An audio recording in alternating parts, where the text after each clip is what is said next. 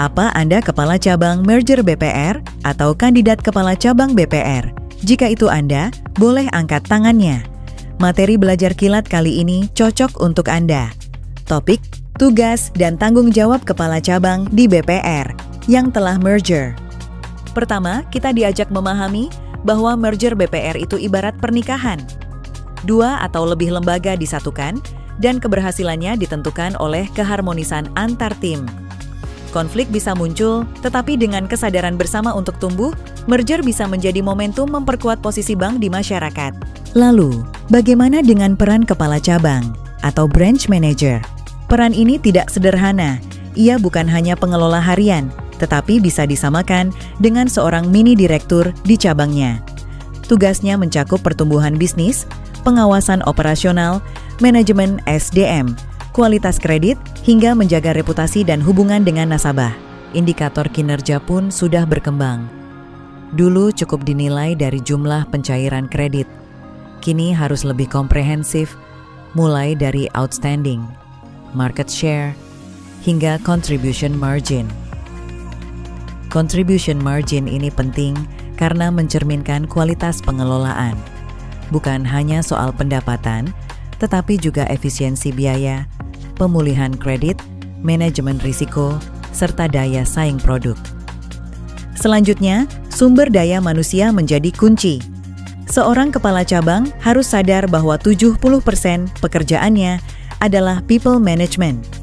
Artinya, bagaimana merekrut orang yang tepat, memotivasi dengan cara kreatif, memberi tantangan, sekaligus menjadi mentor dan teladan.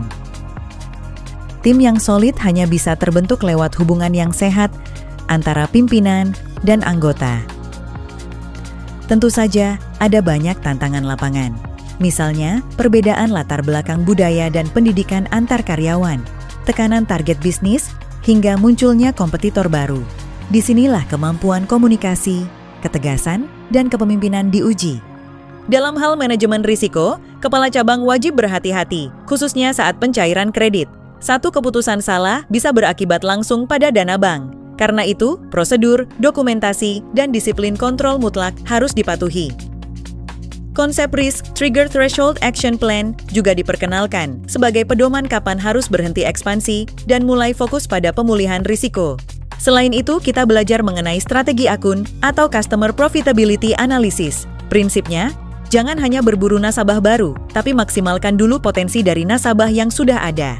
Lakukan cross-selling, bangun loyalitas, dan pahami profitabilitas tiap akun. Di sisi lain, BPR juga menghadapi realitas. Seringkali hanya mendapat nasabah kelas 2 atau kelas 3. Karena itu, menurunkan biaya dana atau cost of fund menjadi strategi vital. Caranya dengan meningkatkan dana murah, CASA, seperti tabungan lewat produk kreatif, program loyalitas, layanan digital, dan kolaborasi dengan lembaga lain.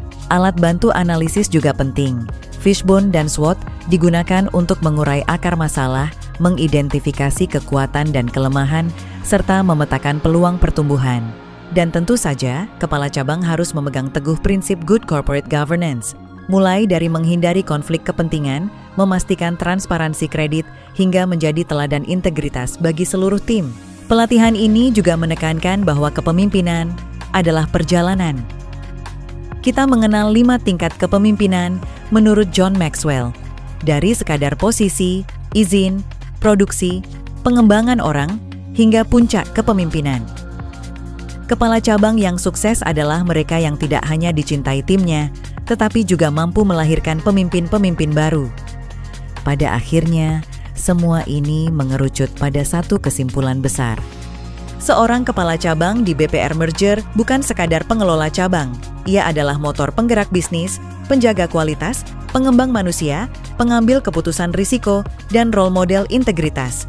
Tugasnya memang kompleks, tapi dengan sikap yang tulus, keterampilan yang terus diasah, pengetahuan yang diperbarui, serta kepemimpinan yang menginspirasi, seorang kepala cabang bisa menjadi pilar penting dalam keberhasilan BPR hasil merger.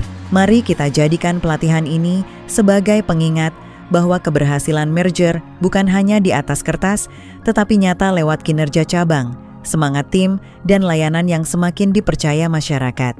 Terima kasih dan teruslah menjadi pemimpin yang sehat, besar, dan kuat. sejalan dengan cita-cita bersama.